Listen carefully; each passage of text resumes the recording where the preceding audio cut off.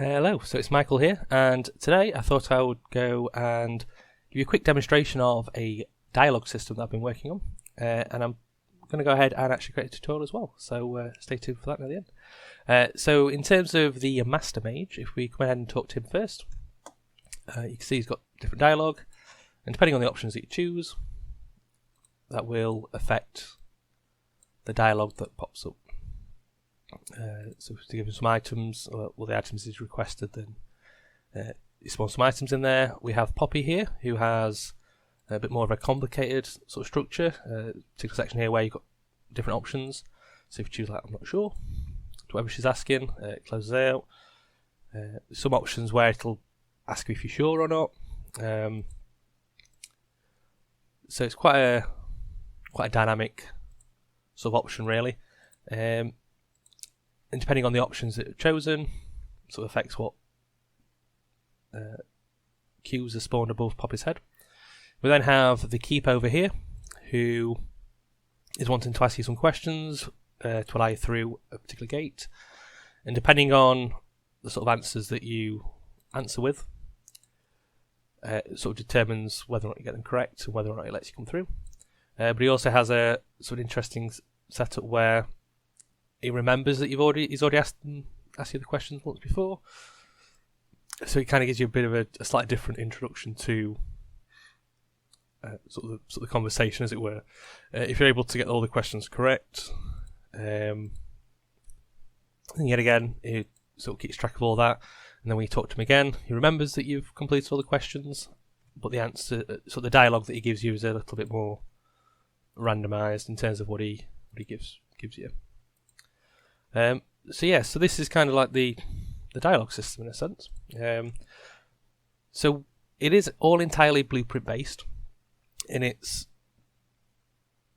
well, personally I think it's sort of very intuitive to go ahead and set up dialogue using it. So in this particular example, I have 3 dialogues that have been set up for the 3 characters. That all use the specific base dialogue component. As an example, if we go into the doorkeeper, this is kind of how the dialogue would sort of look. So you can kind of see the flow of the conversation, and this kind of controls all the questions and things like that, and the options that the player is presented with. So you've got quite a lot of flexibility in terms of how you choose to set it up to get the dialogue to show that you know in the order that you want it to, but it's super simple and easy to set that up. So if I quickly load up the Poppy as well, and have a quick look at their dialogue. So this is Poppy's dialogue. So if you look at 0, that's kind of like the main one. You can sort of see how it branches depending on the options that are chosen. Some of the options clear the progress and kind of like reset the conversation in a sense. Others don't. So there's quite a few different. In terms of the way you can set it up, it's obviously quite vast, but gives you a lot of control in terms of setting up a dialogue system. Of course, if you love your data tables, you might not like this system, but if you prefer things to look visually like a little bit more of a flow graph, then this is probably right down your alley. And if you are working on a dialogue or conversation system, then this is probably going to be something you're probably going to absolutely love, particularly if you've got quite a lot of characters you need to set up dialogue for and things like that. So what I'll do is I'll go ahead and just create a brand new project for you based on the 3rd-person template, just so we're both so we're all on the same sort of starting place, as it were. So I'll be back in a second. Okay, so we're here now in a new project. So this is just based on the 3rd-person template. So this will give us access to the movement character, so you can move around and do some things. So the first thing we want to do is go ahead and open up the content browser. So I'm just going to dock mine and go ahead and create a new folder under the contents folder. I'm just going to call this Blueprints. In here, the first thing we're going to do is create an enumeration. So I'm going to call that enum progress, click dialog, click dialog state. Go ahead and open that up, and you want to add two enumerators. So the first one is going to be called pass through, and then the second one is going to be called updated. So we'll be using those shortly. So you can save that out and then close it. So the next thing we want to go ahead and do is actually create the base component, as it were, that would kind of be the base of all the dialogue that you have happen. So in this particular example, I'm going to be doing it as an actor component, and what that is, I'm just going to go ahead and open up the third person character. So on the right hand side on the components list, these are all actor components. So like the character movement, for example, is an actor component, and obviously you've got quite a lot in here already that you can sort of choose from. So we're going to be creating our own actor component as like a base that we can create other dialogue from, that we can then just add to any actor that we wanted to. Depending on sort of the needs of your project, you can get away doing it as either just an object or even just as a sort of a base actor blueprint if you wanted to.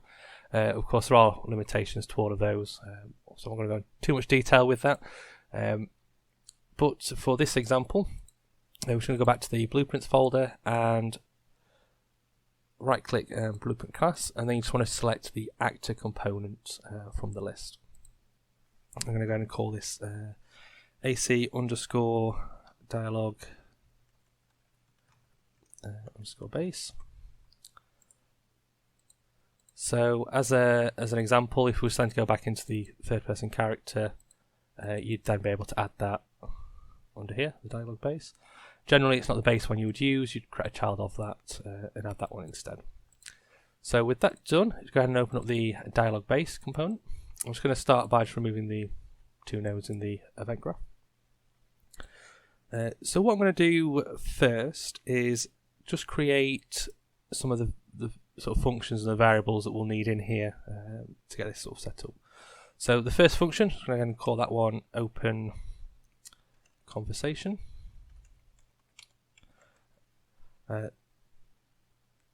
So it says these functions, we'll be going back into them shortly, and we'll get those set up. So the next one is going to be close conversation. So we have another one that's going to be called progress dialog. Another one which is dialog itself. So when you make any child blueprints, the dialog would be placed inside the dialog function. So you would override this particular function and then place your dialog in there. So to show you that, we'll get to it. The next function is going to be add dialog. Then another one which is going to be update selected option.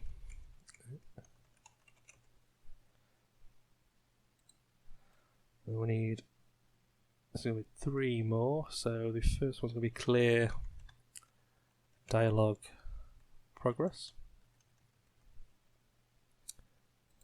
And there's remove dialog progress. And then the last one is going to be set dialog tree index. Okay, so that's the function setup. So we're going to go ahead and then just set up add the variables. So the first variable we're going to add is called dialog progress. So for this, it needs to be a type integer. This is a map with the second option as an integer as well. So it'll look like this. So in this little drop down in the middle, choose map, and then for both types, they both need to be an integer. So the dialog progress is kind of where it is within sort of the dialog tree, as it were. So the first one is the actual bit of dialogue that it's gotten to, and then the second one is the option that the player has chosen for that specific option. If there's only one option, then it will just be 0. If there's multiple options, then it'll be whichever option they've picked, so whether it's option 3, option 4, that type of thing. So the next one we want to choose is, so the next one we want to add even is called a dialog index. And this just needs to be a single integer value. So this particular variable will be used to actually keep track of where it is in the dialog itself. The next variable is going to be called a dialog tree index. So with the dialog itself, because you can assemble it essentially like a tree, like things that branch out, you can have multiple starting branches. So you can kind of like toggle these depending on certain events in the world, whether it's I don't know, a shopkeeper, for example. They could have one particular tree of conversation they go through if they've got no stock, and another one they go through if they do have stock, and that can kind of change what happens. The next variable that we do need is a reference to a widget. However, we don't have that widget yet. So I'm just going to quickly go ahead and create that widget as well.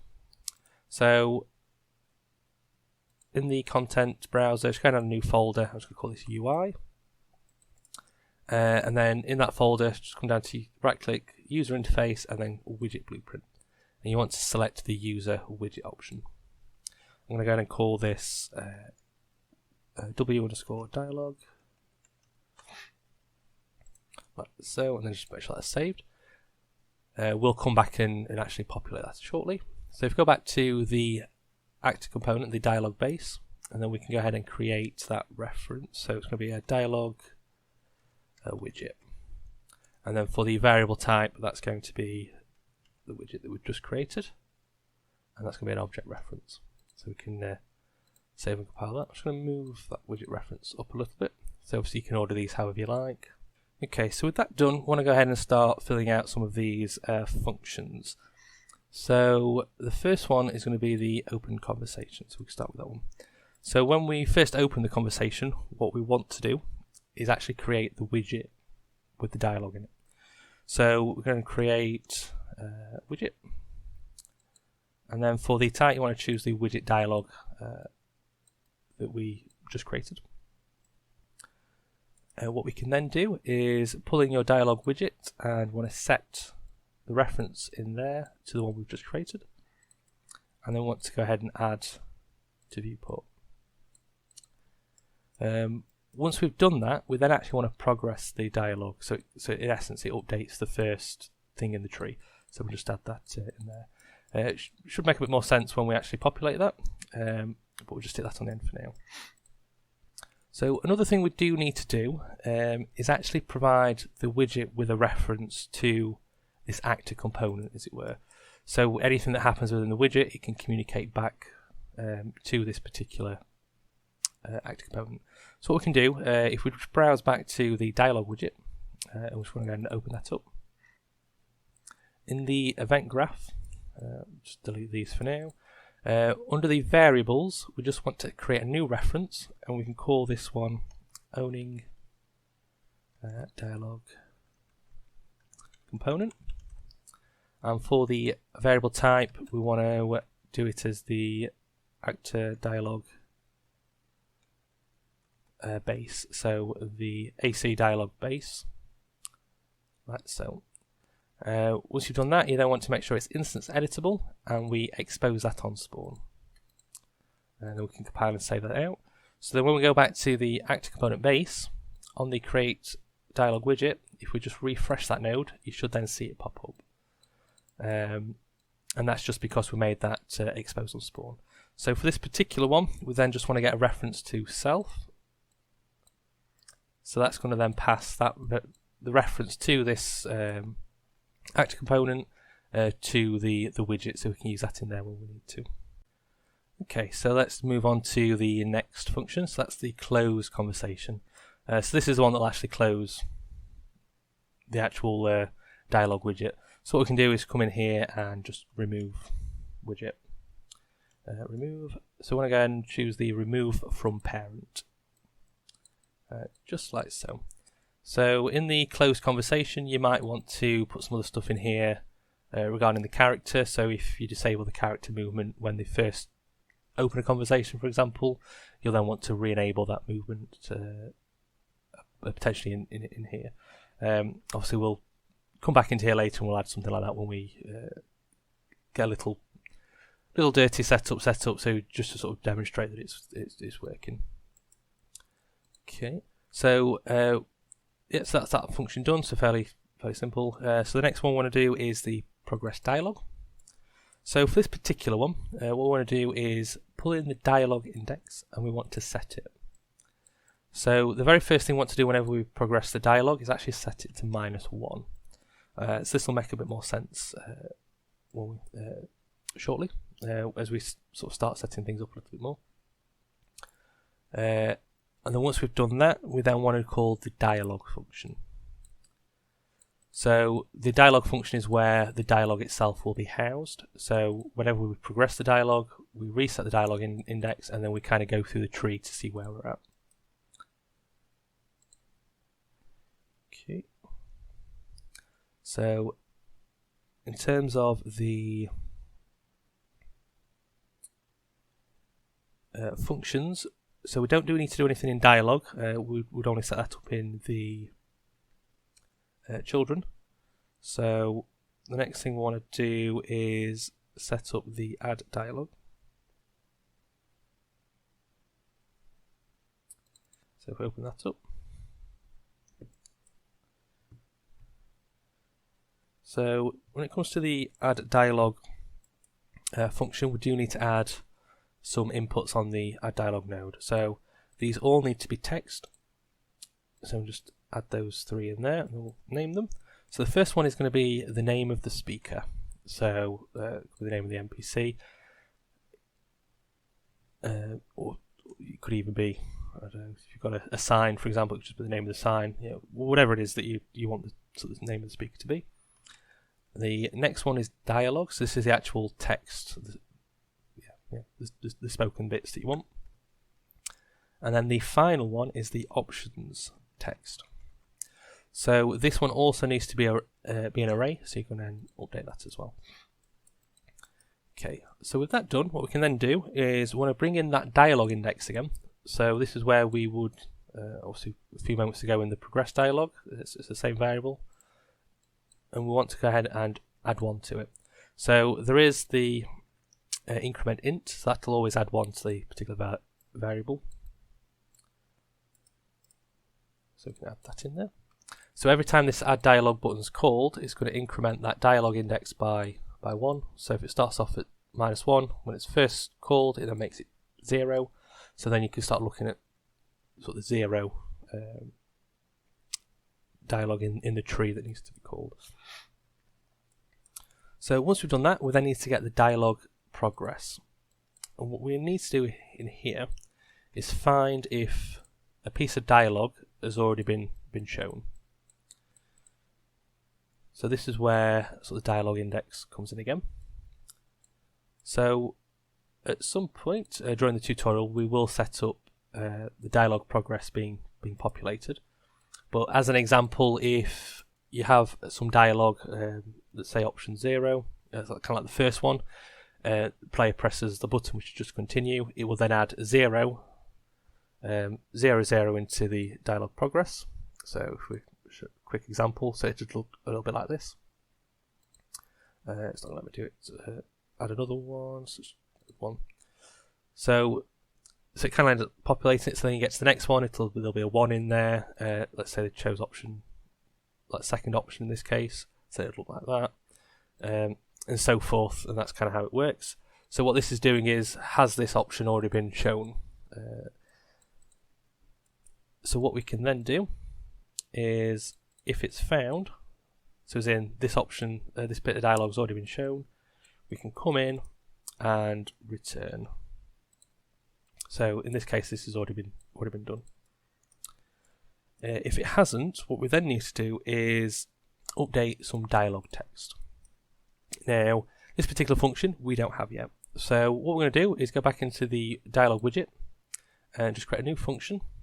I'm going to go ahead and call this update dialog text. And you want to go ahead and add 4 variables to this. So the first one is going to be an integer, and that's going to be of type dialog index. And then the next 3 are going to be the text values that we need.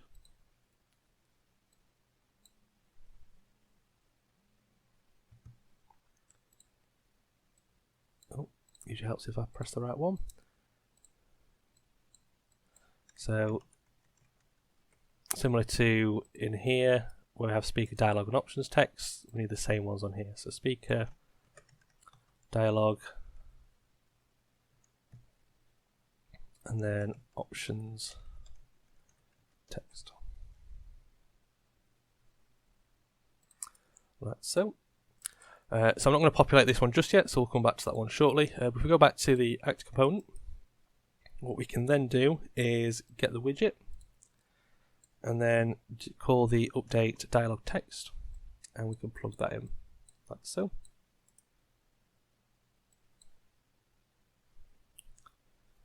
And then it's just a case of connecting these values. So just copy the dialog index, connect it there, and then we need to get these inputs here. So you can connect them like this if you wanted to, but I like to try and keep things looking a bit tidier, so I'm just going to get the reference to the actual input value.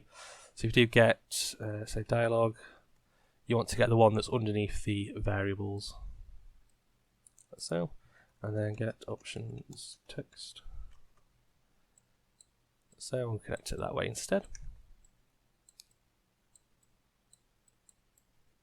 So just looks a little bit tidier that way. And then I'll straighten these connections.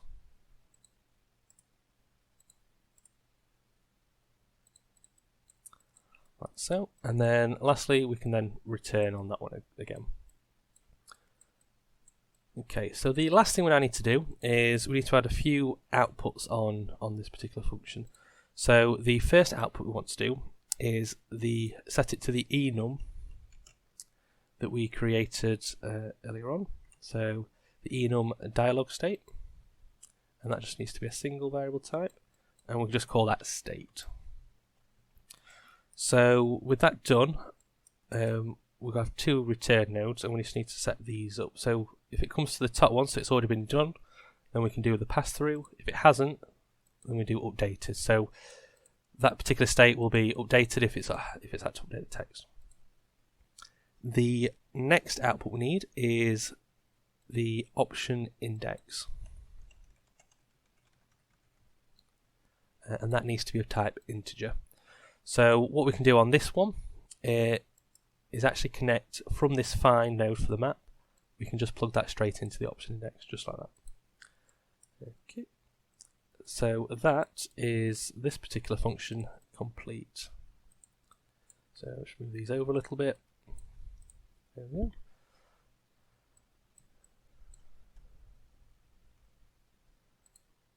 Okay, so that's that node done there. So this is actually the main sort of section in regards to sort of dialog as itself. So when you create children, you'd override the dialog function, and then that's where you would be adding your sort of dialog trees.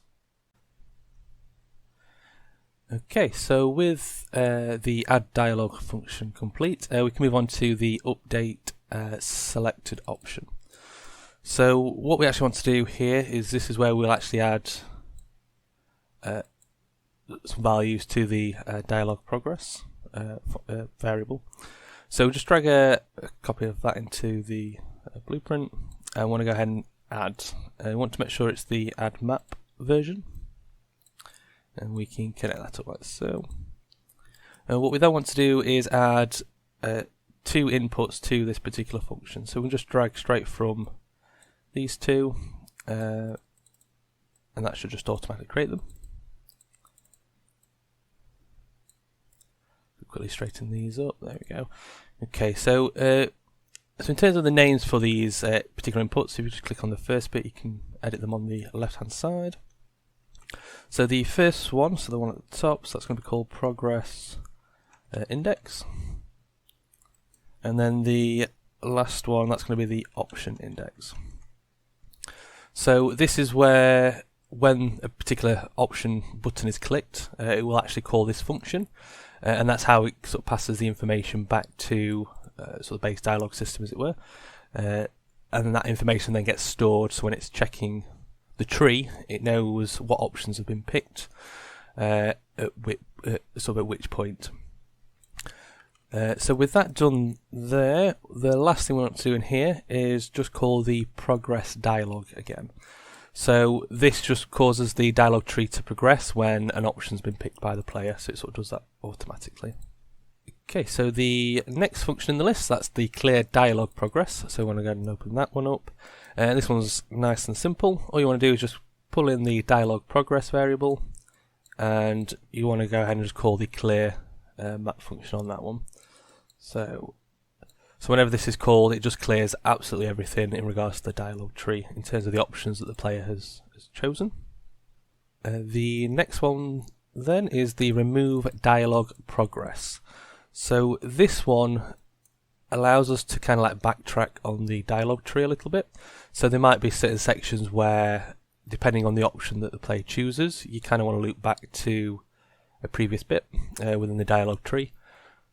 So the way that we can achieve that is we want to go ahead and add an input to this particular function. I'm going to go ahead and call that progress steps, and that's going to be of type integer. What I want to do is pull off of the main execution line, and we're going to call a for loop, like so, and then we'll just connect the progress steps to the last index. So the next thing we want to do is pull in a reference to the dialog progress variable again, and this time we want to do remove from map, and we'll connect that straight up to the main loop body. Straighten those up, and then what we want to do is get the current dialog index, and then we want to minus or subtract the index of the loop body, like so. So straighten those up, and then we can connect that straight into here.